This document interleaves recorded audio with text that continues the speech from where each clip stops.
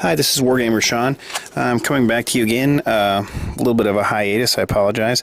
I am going to talk to you today about the psychic powers that are now in the 7th edition Warhammer 40k rulebook. There's definitely some changes. I think some people have kind of brushed over them in some of the talks, and don't get me wrong, like I enjoy listening to some of the people that I subscribe to, but I think things need to be kind of put into a little bit more detail. And so, without further ado, I guess we're going to start. I'm going to start on page 192. This is where the psychic powers are listed in the big rule book. I'm going to go through Biomancy first. Smite is a warp charge number 1, 18 inches assault, 4 strength 4, AP 2. It's a witchfire power. I think that has stayed the same, and I apologize, I don't have my 6th edition rulebook with me. The ones that I want to talk to, on the role number 1 is Iron Arm, which is the same as it was last time, but Iron Arm has changed a little bit. Iron Arm is a blessing that targets a Psyker, and while the power is in effect, he has +3 to his strength and toughness, and he gains a smash special roll. This is different. Last edition you had to roll a d3, and that's what you got for the turn. It also used to give you Eternal Warrior, but now Eternal Warrior is not given to you with Iron Arm. It just gives you +3 to strength and toughness and the smash special roll, which makes you AP2, which is nice if you're not a monstrous creature. The next one is Enfeeble. Enfeeble is a malediction that can be targeting a single enemy unit within 24 inches. While the power is in effect, they have -1 penalty to strength and toughness. That's the same as last edition. However, the new thing from last edition is that they treat all terrain, even open ground, as difficult terrain. So that's a change from last edition. Life Leech is number 3. That one is an 18-inch Witchfire power that's Strength 6, AP 2, Assault 2. If the Life Leech causes at least 1 unsaved wound, the Psyker or the friendly model within 6 inches immediately regains a wound lost earlier in battle. So that's kind of nice. Warp Speed. This is kind of another one that kind of changed similarly to Iron Arm. Warp Speed is a blessing that targets a Psyker while the power is in effect. They get +3 to initiative and attacks, and he gains Fleet. So there's no randomness to it. You just roll. You just get it +3.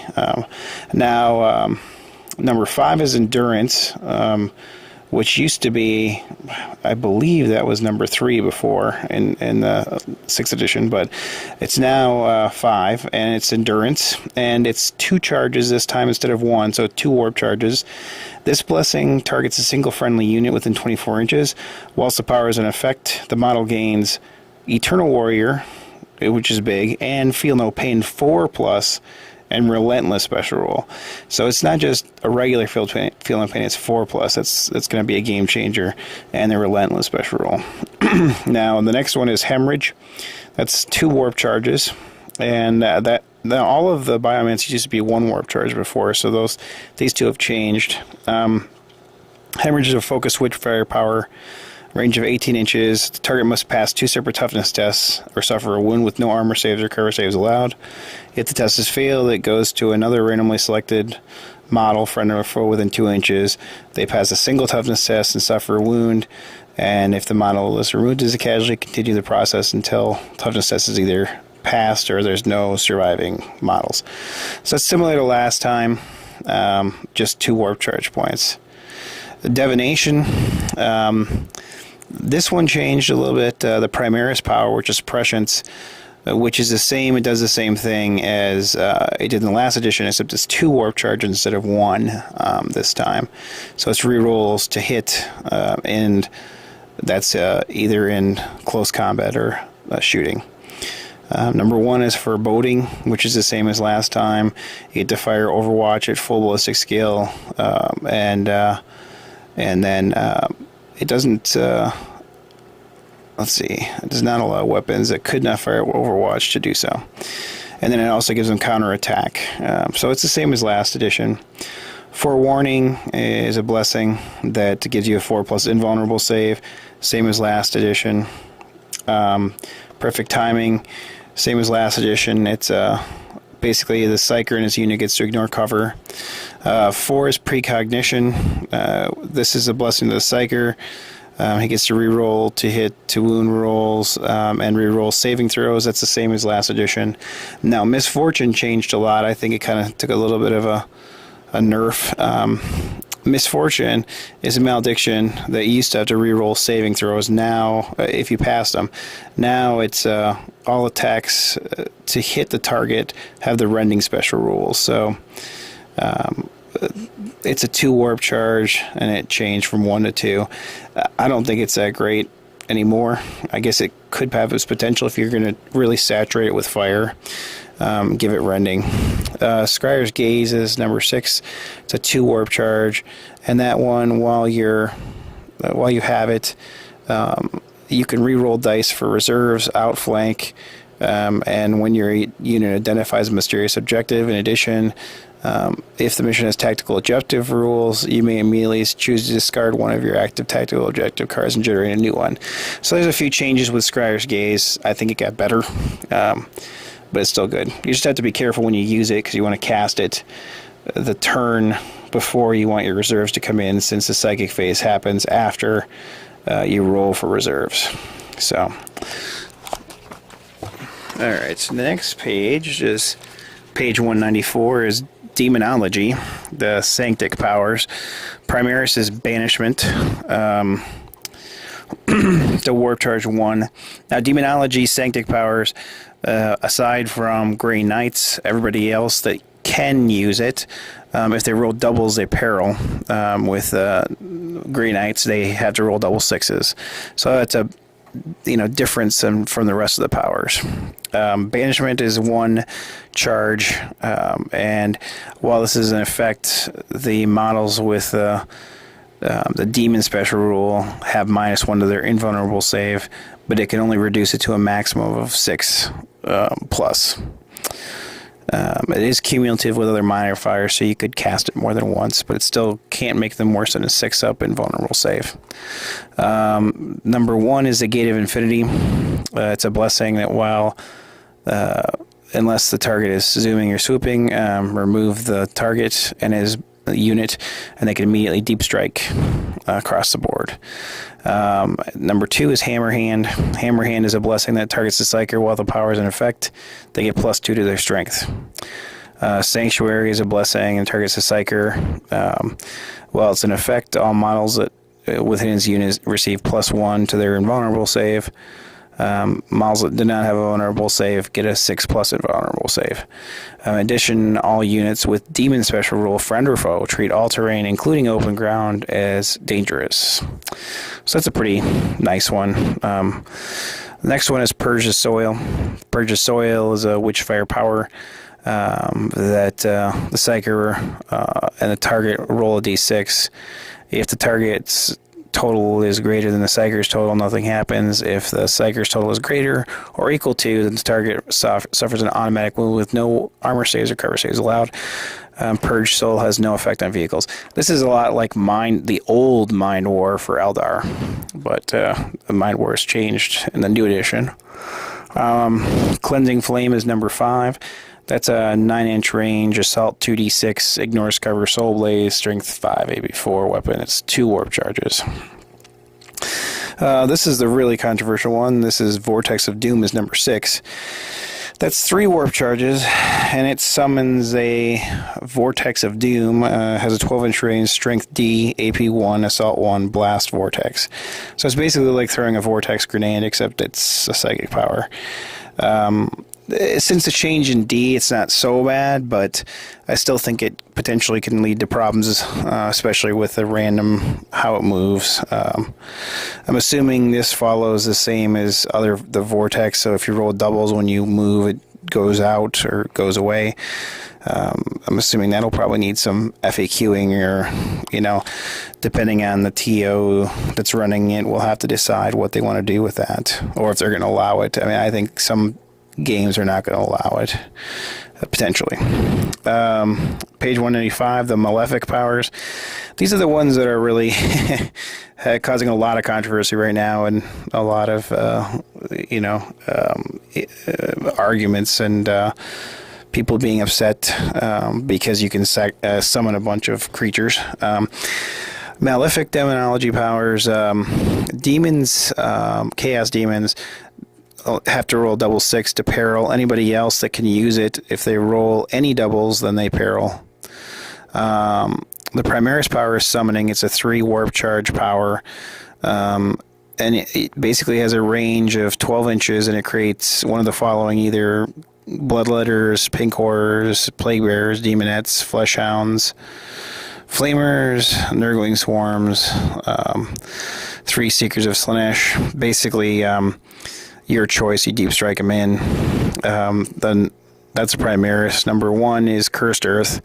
That's a warp charge 1. They basically, anything with demon, friend, or foe within 12 inches has +1 of their invulnerable save. This is cumulative. And friendly units with the demon special rule do not scatter when arriving via deep strike. So that's nice. Number 2 is Dark Flame. It's a template, strength 5, AB4, or sorry, strength 4, AB5, Soul Blaze Torrent. That's a pretty nasty little one. It's only strength 4 though. Number 3 is Infernal Gaze. That's Assault 1, Armorbane, Fleshbane, strength 3, AP4, 18-inch range. It's a beam weapon, so that's anything in the line gets hit. So it doesn't have to roll the hit, so that's a nice one. Sacrifice is another, number 4, and that is a conjuration. It has a range of 6 inches, and it creates a Herald of Nurgle, Khorne, Tzeentch, Slanesh, and up to 30 points worth of optional rules. So options. So basically, you can create a Herald and spend 30 points and make him or her better. If the power is successfully manifested, one friendly model within 6 inches of the Psyker or the Psyker himself immediately suffers a single wound with no saves of any kind allowed. So basically, you're sacrificing somebody, but if you got a grunt next to you, who cares? You get a free Herald out of it. Next one's Incursion, which is 3 warp charges. Incursion is a conjuration, 12-inch range. You can conjure 3 Blood Crushers, 3 Screamers, 3 Plague Drones, 3 Fiends of Slanesh. That's 3 warp charges. Number 6 is Possession, and that's 3 warp charges, and that's a range of 6 inches, and it creates a Bloodthirster, Lord of Change, Great Unclean One, or Keeper of Secrets. If this power is successfully manifested, the Psyker is immediately removed as a casualty. Or if it's a Brotherhood of Psyker unit, the whole squad gets removed. This is one that's really causing a hubbub because it's pretty powerful. Now, if the Psyker fails his psychic test, then he automatically suffers a Perils of the Warp, which is pretty big. But you get a free big creature out of it. So there's a lot of controversy with Malefic powers. But I guess that's up to your local group to kind of decide. I don't know why GW decided to do it. I can't guess their mind. It seems kind of odd though. The next one is on 196 is Pyromancy. Primaris power is Flame Breath. Flame Breath is template 5, AP4, Soul Blaze, Witch Firepower. The next one's number 1 is Fiery Form.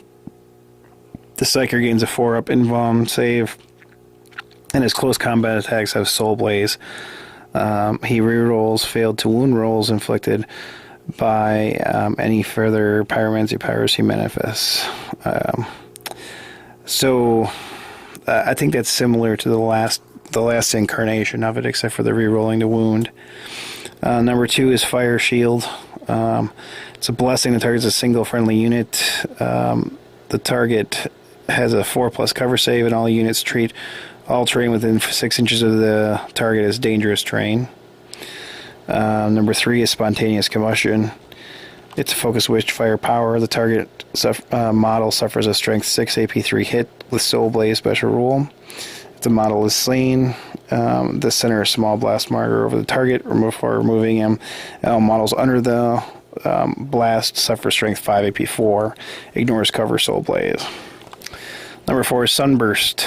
The That's a 9-inch Nova power. The Assault 2d6, ignores cover, Soul Blaze, Strength 4, AP 5. Number 5 is Inferno, 24-inch, ignores cover, Large Blast, Soul Blaze, Strength 4, AP 5, Witchfire. That's 2 warp charges, and then the Molten Beam is 2 warp charges. It's a beam weapon, or power, and it's 12 inches, Strength 8, AP 1, Assault 1, Melta. I think these are all pretty similar to the last edition. Then we get to Telekinesis on 197. The primary power is a sail. A sail is a beam power, warp charge 1, strength 6, assault 1, strike down, AP dash. The next one is number 1 is Crush, warp charge 1. It's a focus witchfire power, range of 18 inches, roll 2d6. The target model suffers a hit with a strength equal to the result. A result of 11 or 12 automatically wounds, and in the case of a vehicle, it causes an automatic penetrating hit with an AP equal to the result on a separate d6. So that's a pretty nasty one, and I don't think that was in the last one. I'm pretty sure it wasn't, or if it was a different carnation of it. 2 is Objuration Mechanicum. So charge 1, it's a malediction and targets a single enemy unit. While they have the powers in effect, the range weapons gets hot. In addition, if the target is a vehicle or squadron, each vehicle in the unit suffers a single strength 1 hit with the Haywire special effect. So that's pretty cool. Shockwave is the next one. It's a Nova power. It's 9 inches, strength 4, assault 2d6 pinning. Number 4 is Levitation. Levitation is a blessing that targets a Psyker. Unless the target is zooming, swooping, or is locked in close combat, the Psyker and its unit make a 12-inch move. This cannot end on top of another unit or impassable terrain, but ignores intervening units, terrain, etc. Any model that starts or ends this move is in difficult terrain must pass a dangerous terrain check. The Psyker and his unit cannot charge in the same turn that they use this power. All models count as having moved in the movement phase for purposes of shooting. It's a nice power. Telekine Dome is the next one. It's a blessing that all friendly models within 12 inches of the Psyker have a 5+ invulnerable save against shooting attacks. It's just shooting attacks. It's 2 warp charges. It's a pretty nice one. Psychic Maelstrom is a 3 warp charge, and that's a Psychic Maelstrom, 12-inch range, strength 10 AP 1, barrage, large blast. That is a pretty nasty one. So basically it looks like all of the Telekinesis ones are pretty badass. Most of them are assaulty. It looks like there's a couple that either help you out or move you, but they're pretty dang nice. The next one is Telepathy. That one is on page 198, and I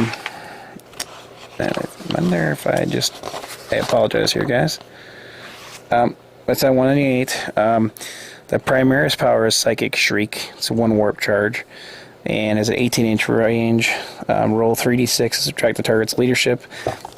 Target automatically suffers a number of wounds equal to the result. Armor and cover saves cannot be taken against wounds by Psychic Shriek. I think that's similar to last time. Dominates number 1, 1 warp charge. This targets a single enemy unit. They must pass a leadership test each time they attempt to move, shoot, manifest a psychic power, run, or declare a charge. If the test has failed, the action is forfeit and the unit can do nothing else the rest of that phase. If the unit fails this test when attempting to fire Overwatch, Overwatch does not fire any shots but acts normally in the ensuing fight subphase. So I think Dominate was there last time. I think this just kind of clarified Dominate from last time. It was because it was a little confusing on how it worked, and they just kind of clarified it. I think otherwise it's the same, except for the Overwatch. Mental Fortitude is a 1 power, or 1 charge power. It targets a single friendly unit within 24 inches and immediately regroups. In addition, analysis powers effect, the target gains a fearless special roll. That's a pretty dang nice one. So that's a little different from last time. 3 is Terrify, and this is a malediction. While the power is in effect, they suffer a -1 to their leadership and treats all enemy units as having the fear special roll. Furthermore, the target must take a morale check and at the end of the psychic phase. It doesn't, last time it made fearless units able to be feared, or to be able to take fear tests. It doesn't really say that in this one, so that one I think needs a little bit more clarification. I'm assuming a fearless unit would not be affected by this power. Shrouding is number 4. That's a blessing that while it's in effect, all friendly units, friendly models within 6 inches of the Psyker have shrouded special rule. So that's the Psyker and everybody within 6 inches. Now, that used to be kind of like what Invisibility had, but now Invisibility, which is 2 warp charges, is number 5.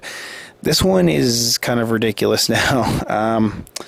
So the Invisibility is a blessing that while it's in effect, you have to snap fire shots only.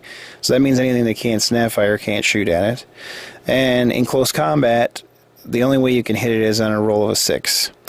That's a really powerful power, especially you combine that with like a Screamer Star or a Seer Council. That's like almost a nigh impossible unit to kill. So I don't know what the heck they were thinking with that power. Number 6 is Hallucination, which is 2 warp charges. It's got the same 3 things that you roll off on, but the first one is you just have to take a pinning test. The second one, they have -1 penalty to their weapon skill, both skill and initiative attacks to a minimum of 1. And 5 and 6, you're the traitor. Basically, you randomly select one character in the target unit. That model suffers a single strength 3 hit for every other model in the target unit. Cover saves cannot be taken against these hits, and they can never be allocated to another model.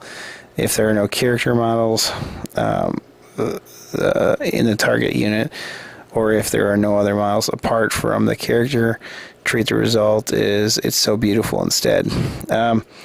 So that one got a little nerfed. That used to be a pretty powerful psychic power, but I don't think it's really that bad anymore, or as bad as it used to be. So that's all the psychic powers, except for obviously the ones that are available in individual codexes, if a unit has them. What are my feelings on it?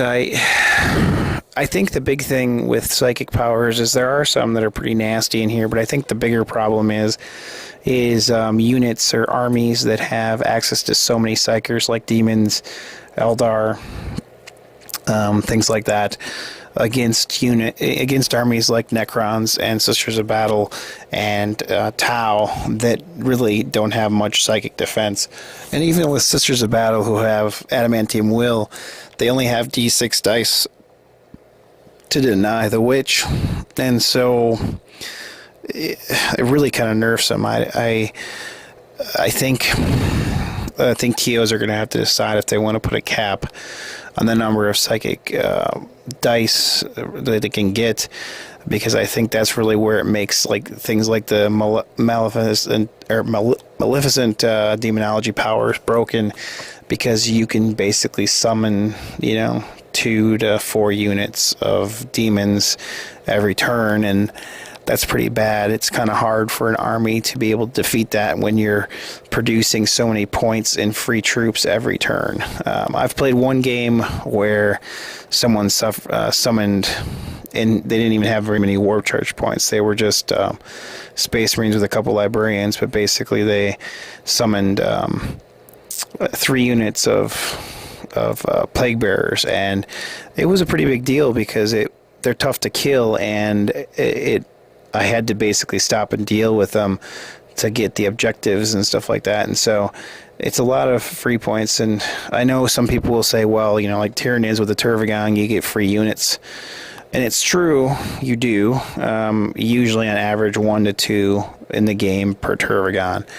But you're looking at a Turvagon that, well, one, it got a lot more expensive this edition, but the units it produces aren't that great, whereas those units of demons that they're producing are decent. Bloodletters and the demonettes are really good in close combat. Plague bearers are good at sitting somewhere and not dying and taking things or holding things.